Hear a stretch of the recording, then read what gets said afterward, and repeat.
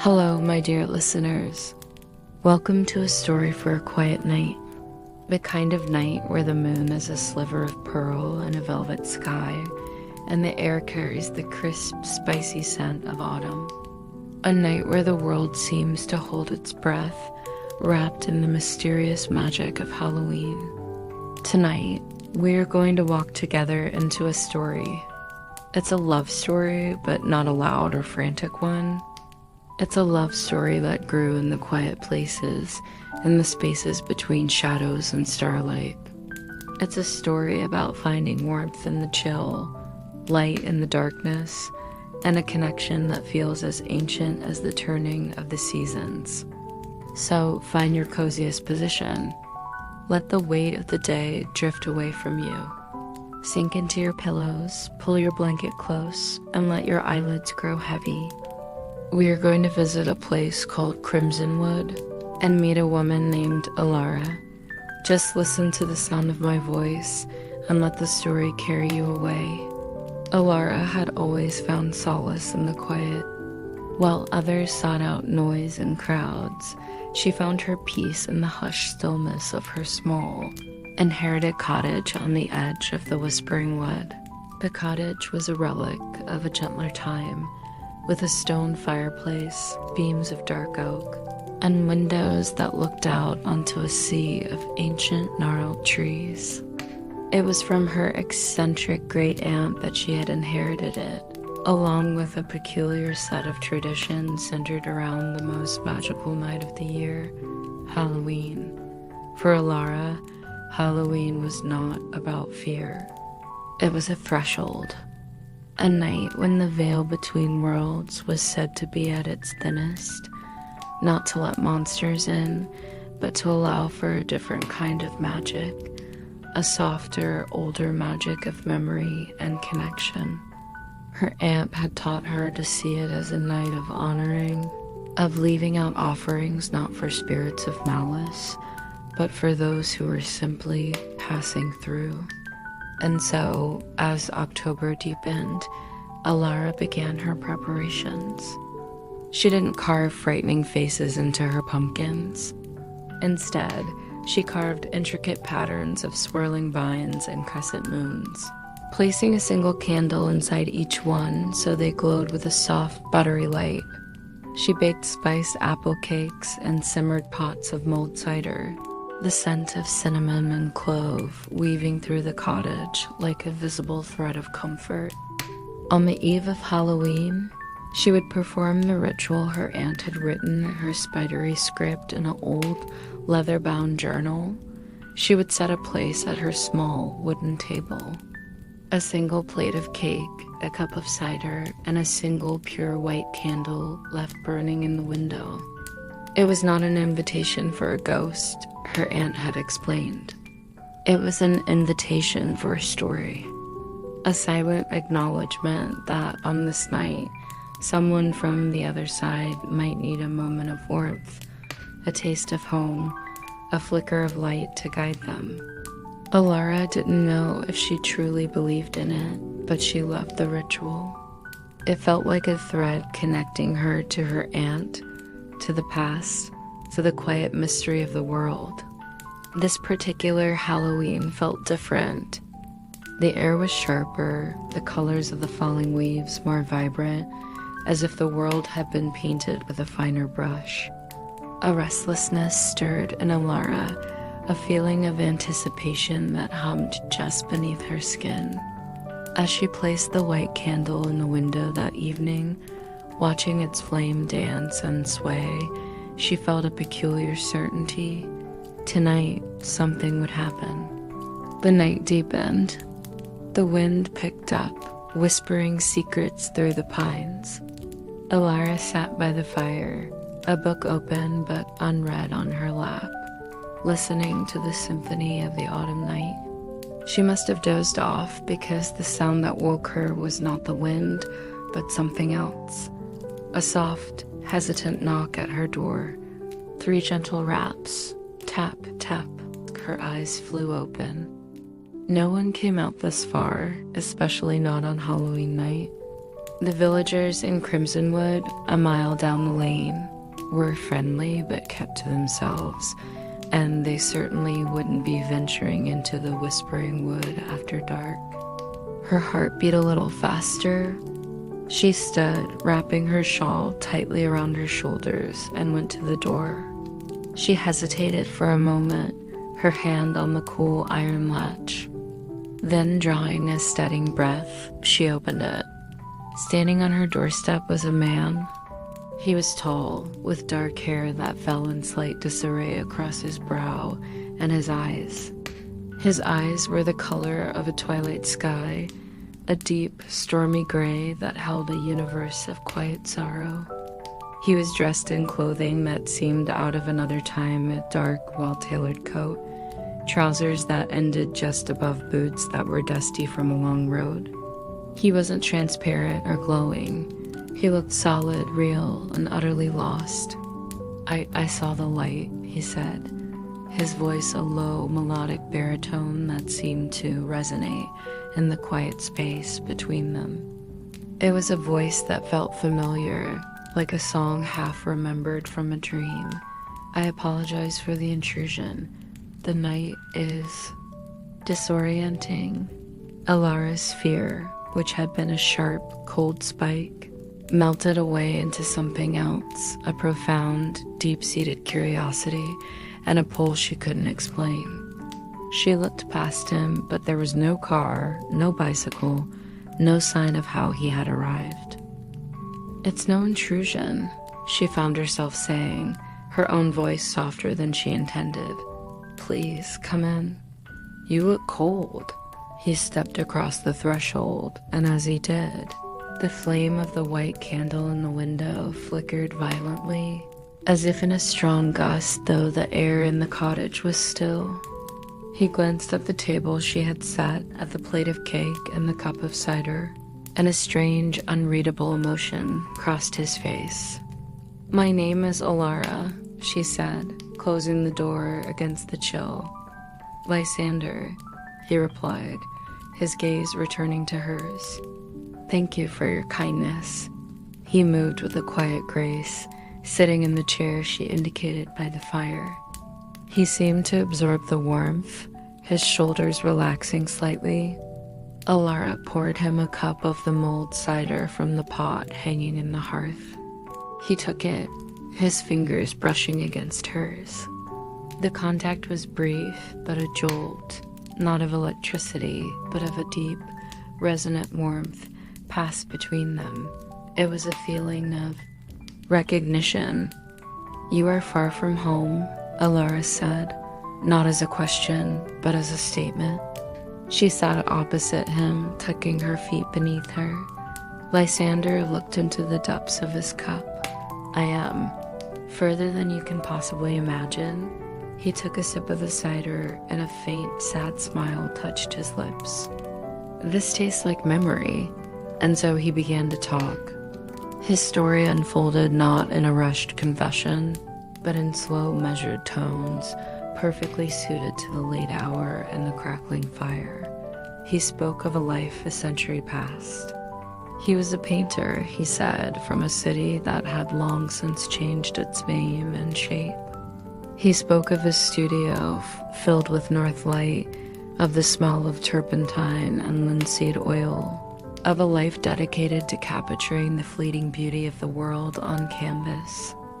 He had been on his way to a new patron, traveling through this very wood on a Halloween night much like this one. There had been a storm, a confused path, a tragic accident. He didn't elaborate, and Elara didn't need him to. The sorrow in his eyes told the story well enough. "I am not a ghost in the way the stories tell," he explained, his gaze fixed on the flames. "I am an echo, a memory trapped in the fold of this night. Every Halloween, when the veil is thin, I find myself walking this road, trying to find my way, but I am always pulled back at dawn. This is the first time the light has called to me. The first time a door has opened, Elara listened, not with disbelief, but with a heart that felt like it was expanding, understanding a truth she had always sensed but never seen. Her aunt's ritual wasn't just a quaint tradition, it was a beacon. And this year, it had called to Lysander. They talked for hours. The night stretched around them, a cozy, intimate cocoon. Elara told him of her life, of her love for the quiet wood, of her paintings, for she too was an artist, though she worked with watercolors and ink. She felt a connection to him that transcended time and the strange circumstances of his existence. It was a meeting of minds, of souls who saw the world through the same lens of beauty and melancholy. He looked at her sketches scattered on a nearby table, and his praise was specific, insightful. "You capture the light through the leaves," he murmured, holding up a painting of the wood in autumn. "You don't just paint the tree. You paint the air around it, the silence. It's exquisite." No one had ever understood her work so completely. As they spoke, the initial strangeness faded, replaced by a deep, profound comfort. It felt as natural as breathing, having him there. The cottage, which had always been a place of solitary peace, now felt complete. At one point, he asked if he could sketch her. She agreed, settling back into her chair as he took a piece of her charcoal and a fresh sheet of paper. The only sounds were the scratch of charcoal on paper, the pop of the fire, and their soft, intermittent conversation. She watched his face as he worked, the intense focus, the way his eyes would flick up to meet hers, seeing her, truly seeing her, in a way no one ever had. When he showed her the finished sketch, her breath caught. It was her, but it was more than her. He had captured the quiet thoughtfulness in her eyes, the slight smile that often played on her lips when she was content, the strength and the vulnerability that lived side by side within her. He had seen her soul, and he had translated it onto paper. "It's me," she whispered, her throat tight. "It is how I see you," he said simply, his gray eyes holding hers, a light in the darkness. The night was waning. A pale, silvery light began to tinge the edges of the darkness outside the window. Lysander grew quiet, his form seeming to become just a little less substantial, the colors of his coat softening like a fading photograph. "The dawn approaches," he said, his voice heavy with a sorrow that mirrored the ache growing in Elara's own chest. She stood, her heart pounding a desperate, frantic rhythm. "Don't go." The words were out before she could stop them, raw and pleading. He rose and came to stand before her. He was so close she could feel the cool air that seemed to emanate from him, a contrast to the warmth she felt in her own heart. "Elara," he said, her name a prayer on his lips. "This one night, it has been a gift beyond any I could have ever dreamed of. 100 years of wandering, and I finally found a harbor." Tears welled in her eyes. "But you have to leave. You have to go back to the echo." He reached out, his hand hovering near her cheek, and though she couldn't feel the solid pressure of his touch, a wave of intense emotion washed over her, a feeling of love, of longing, of a connection so deep it felt eternal. "The ritual," he said softly. "Your light, it called me home. Perhaps it can again. I will light it every night," she vowed, her voice trembling. He gave a slow, sad shake of his head. "Only on this night, only when the veil is thin, that I will try. I will spend the whole year trying to find my way back to this door, to you." Outside, the world was turning from black to gray. Lysander's form became like morning mist, beautiful and transient. "Wait," Elara whispered. She hurried to the table and took the small white candle from the windowsill. She pressed it into his hands. It was a physical object, but it passed between them, solid in his fading grasp. Take this with you. A light to guide you back to me. He looked down at the candle, its flame now a tiny, steady star in his hands. A look of awe crossed his face. Then he looked back at her, his gray eyes full of a love that spanned a century. Until next Halloween, he whispered. And as the first true ray of sunlight broke over the horizon, he was gone. Not in a puff of smoke or a fade to nothing, but in a gentle dissipation like a sigh. The cottage was silent, save for the crackling fire. The chair where he had sat was empty. The sketch of her lay on the table. The only thing that remained was the scent of autumn apples and a profound, echoing silence in Elara's soul. She stood there for a long time, the emptiness in the cottage a physical weight. Had it been a dream? A wonderfully detailed, heartbreaking dream? But then her eyes fell on the sketch. It was real. He was real. The days that followed were long and tinged with gray. Elara went through the motions of her life, but her heart was elsewhere. Walking a path through a timeless wood with a man who was a memory. She threw herself into her painting, but her colors seemed muted without his eyes to see them. The vibrant autumn world outside her window felt like a painting itself, one she was no longer a part of. She began to research. She spent hours in the local library, scouring old newspapers and town records. She looked for any mention of a painter named Lysander, of an accident in the Whispering Wood around 100 years ago. It was like searching for a ghost, frustrating and full of dead ends. Weeks turned into months. The vibrant autumn gold gave way to the stark beauty of winter, which then softened to the gentle green of spring. Through it all, the memory of Lysander was her constant companion. She would sometimes feel a cool breeze in a still room, or catch a faint scent of oil paint amongst her watercolors, and her heart would leap with a foolish hope. She found herself talking to him as she worked. The maple tree is budding, Lysander. You would love the color, a green so new it's almost yellow. Or I tried to paint the thunderheads today, but I couldn't capture their power. You would have known how. Her love for him did not fade with time. It deepened, taking root in her soul.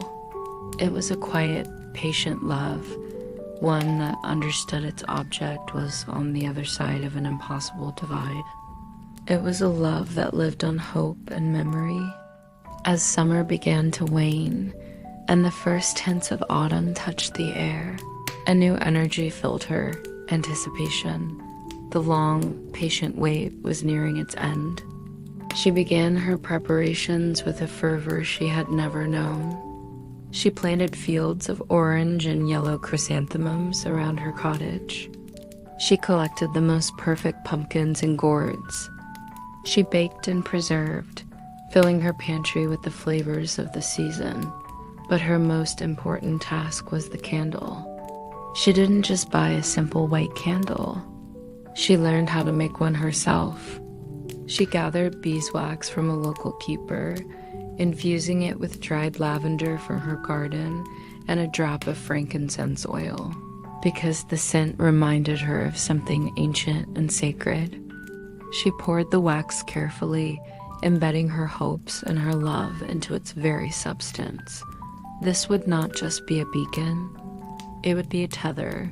Finally, the day arrived. October 31st. The air was perfectly crisp, and the sky was a clear, deep blue that promised a cold, starry night. Elara's heart was a wild, hopeful bird in her chest. She performed her rituals with a solemn joy. The carved pumpkins glowed. The spice cake cooled on the counter. The cottage was a haven of warmth and light. As twilight descended, painting the sky in shades of violet and rose, she placed the homemade white candle in the window and lit it. The flame caught, steady and bright, filling the room with the soft, holy scent of lavender and frankincense. "Come back to me, Lysander," she whispered into the growing darkness. "Follow the light." She sat by the fire just as she had a year ago. But this time she did not doze. Every nerve was alive, every sense heightened. She listened to the wind, to the creak of the old cottage, to the frantic beating of her own heart. The hours ticked by. The moon rose, a perfect luminous pearl in the black sky. Doubt began to creep in. What if it had been a one-time miracle? What if he couldn't find his way? What if the veil was closed to him now? The hope that had sustained her for a year felt fragile, like glass threatening to shatter. The night grew old. The fire burned down to embers.